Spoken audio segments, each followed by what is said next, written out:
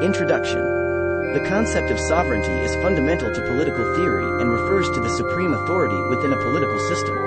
In Islamic political theory, the concept of sovereignty is closely linked to the concept of Tawhid, which refers to the belief in the unity and oneness of Allah. In this essay, we will explore the concept of sovereignty in Islamic political theory, focusing on the idea of the sovereignty of Allah. The sovereignty of Allah is a central tenet of Islamic political theory.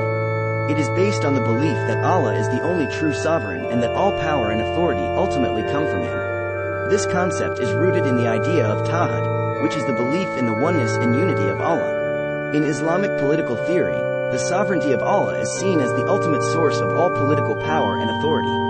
One of the key implications of the sovereignty of Allah is that political power is not absolute, but rather is limited by the laws and principles set forth by Allah in the Quran and Sunnah. This means that Islamic political systems are based on the idea of Sharia, which is the Islamic legal framework that governs all aspects of life. The Sharia is considered to be divine law, and as such, it is seen as the ultimate authority in Islamic political systems. The sovereignty of Allah also has important implications for the relationship between rulers and the people. In Islamic political theory, rulers are seen as being accountable to Allah and are expected to govern according to the principles of the Sharia. This means that rulers are not free to do as they please, but rather are bound by the laws and principles set forth by Allah. Similarly, the people are expected to obey the rulers as long as they govern in accordance with the principles of the Sharia.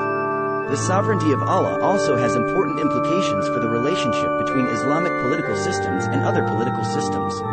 Islamic political theory holds that the sovereignty of Allah is universal and that all political systems must ultimately be subject to it.